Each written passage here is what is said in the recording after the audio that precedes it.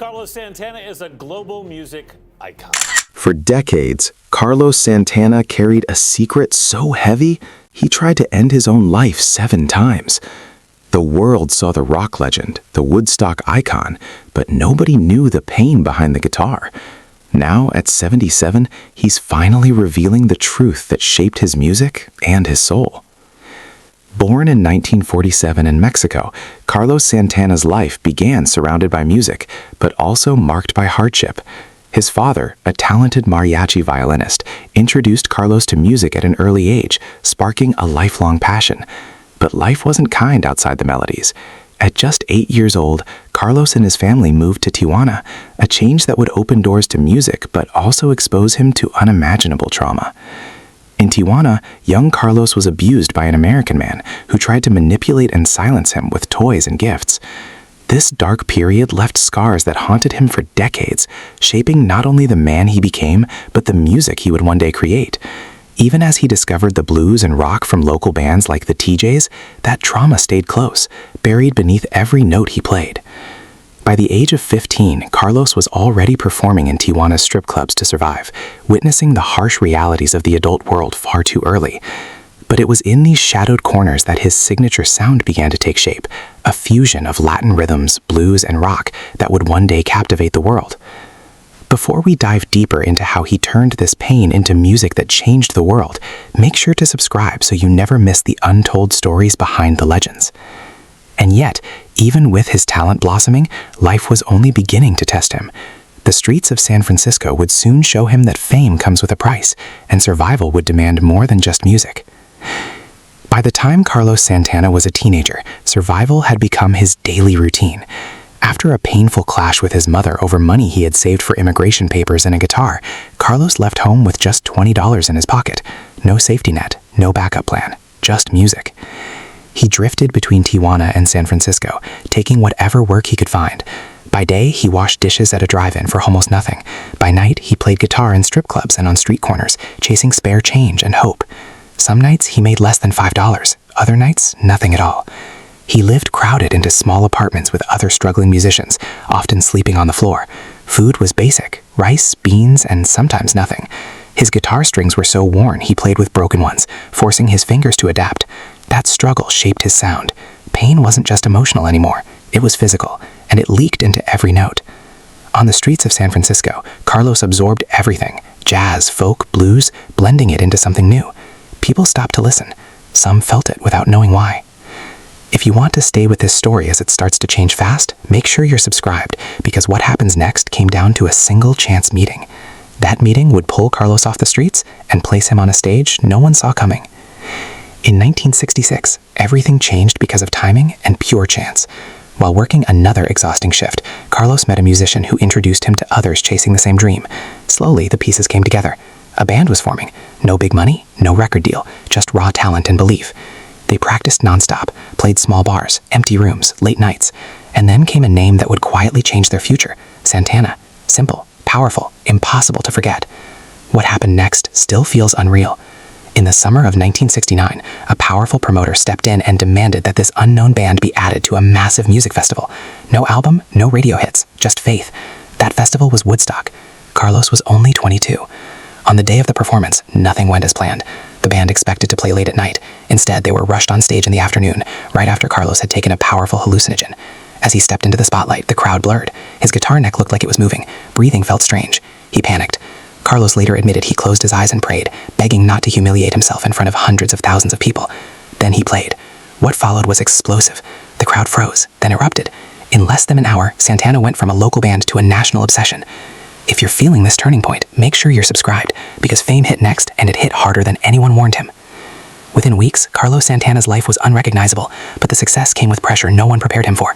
And that pressure was only beginning. After Woodstock, fame didn't knock, it kicked the door down. Within weeks, Santana's first album exploded across the country. The band went from sleeping on floors to appearing on national television. Money started coming in, crowds got bigger, expectations got heavier. With his first royalty check, Carlos did something that mattered deeply to him. He bought his mother a house, a promise fulfilled, proof that the struggle meant something.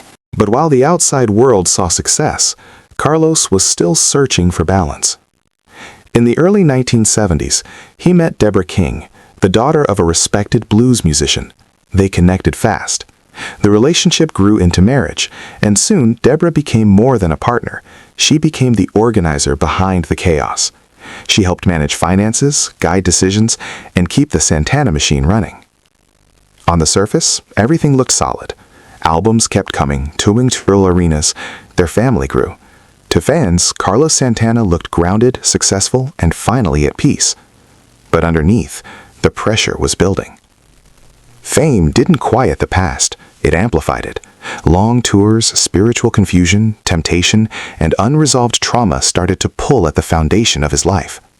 The same man who poured emotion into his guitar struggled to control it off stage. Before this story takes a sharp turn, make sure you're subscribed, because what happens next pushed Santana to the darkest edge of his life. What followed wasn't just a career challenge, it was a personal collapse, one that nearly cost him everything.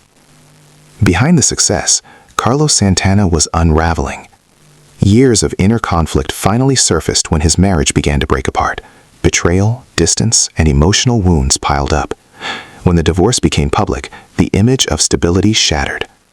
What many didn't know was that this moment didn't just end a relationship, it reopened every wound Carlos had tried to bury since childhood. The pain was overwhelming. Carlos later revealed that during this period, he attempted to empty his knife 7 times. Not once, not twice, 7. Each attempt came from the same belief that the suffering would never stop, that the weight was too heavy to carry. He felt lost spiritually too. After years of following a guru and then walking away from that path, Carlos felt disconnected from meaning. The music was still there, the fame was still there, but peace was gone. And yet, every time he reached the edge, something stopped him. Carlos described hearing a quiet but powerful inner voice saying, "I'm sitting next to you. Isn't that enough?" Sometimes it came while staring at a single candle, other times while looking at an image of Jesus. Slowly, breath by breath, he stepped back from the edge. If you're still here with this story, make sure you're subscribed, because what saved him next led to one of the greatest comebacks in music history. But before the comeback came healing, forgiveness, and facing the trauma that started it all. Because the darkest chapter wasn't over yet, it was about to transform him. By the late 1990s, many people believed Carlos Santana's best days were behind him. He was respected, legendary even. But radio had moved on, charts had changed, and Santana hadn't had a major hit in decades. Then came a phone call that changed everything. The idea was simple but risky. What if Santana didn't chase trends, but invited them to meet him where he was? The result was supernatural. Released when Carlos was in his early 50s, the album was unlike anything else at the time. It brought together younger artists, fresh sounds, and Santana's unmistakable guitar tone. When the song Smooth dropped, the reaction was immediate. It was everywhere: radios, clubs, cars, homes. What happened next shocked the industry. Supernatural sold tens of millions of copies worldwide. At the Grammy Awards, Santana won 9 awards in a single night, tying a long-standing record. He wasn't just back, he was dominating. For Carlos, the success felt different this time. It wasn't driven by ego, it felt purposeful. Healing had clarity. If this comeback surprised you, make sure you're subscribed, because even after this peak, Santana's story still wasn't finished. With new wealth and renewed energy, Carlos invested wisely. Homes, businesses, charities. His foundation expanded, helping children gain access to education and healthcare across the world. But success didn't mean silence. New challenges were waiting, ones that would test his legacy, his beliefs, and how the world saw him in his later years. And those challenges would arrive when no one expected them. Even in his 70s, Carlos Santana refused to slow down. Night after night, he stepped onto stages in Las Vegas, filling venues with music that spans generations. His shows weren't just concerts anymore. They were experiences, and this time they were personal. Standing beside him on stage was his wife, Cindy Blackman Santana. Her drumming was powerful, precise, and impossible to ignore. Their connection went beyond marriage. It showed in every beat. Their son Salvador joined them too, blending modern sounds with classic Santana rhythm. The band had become a family. If you want to stay with this story as it reaches its most complicated chapter, make sure you're subscribed, because Santana's legacy was about to be tested in a way music alone couldn't fix. In 2023, a moment on stage sparked a firestorm. During a concert, Carlos made comments about gender that spread quickly online. Fans were divided. Some felt hurt, others felt confused. Advocacy groups spoke out. The backlash grew. Carlos responded with an apology, then silence, then reflection. At the same time, his body began to push back. Health issues forced him to sit during performances. Shows were postponed. Surgery became necessary. For the first time, mortality felt close. Yet when Carlos returned to the stage, the message was clear. He wasn't done. He played songs that carried decades of pain, joy, and survival, and the crowd felt it. But with age came a deeper question, one Carlos was now asking out loud. What was all of this really for? And the answer would shape how his story ends. At 77, Carlos Santana no longer talks about life the way he once did. Success doesn't impress him anymore. Fame doesn't excite him. What matters now is awareness of breath, of purpose, of the unseen weight people carry every day. He believes strength isn't just built in the body, but in the mind and spirit. You can eat well, live well, and still feel empty if something deeper is missing. That belief didn't come from comfort. It came from surviving himself. Carlos says forgiveness was the turning point. Forgiving his past, forgiving the people who hurt him, forgiving the version of himself that almost gave up. In doing that, he found freedom, not just from pain, but from fear. Today, when he plays, it isn't about proving anything. It's about connection, about lifting something invisible inside the crowd. That's why so much of his money now goes to helping children, education, health, opportunity, giving others a chance he nearly didn't give himself. If this story has shifted how you see strength and survival, make sure you're subscribed, because stories like this don't end when the music fades. Carlos Santana often asks one question now. What is God saying to you right now? It's not a statement, it's an invitation. Because after everything, the trauma, the fame, the collapse, the comeback, there's still one thing Santana hasn't fully revealed. What happens when the music finally stops? And what truth is he still holding back, waiting to be heard?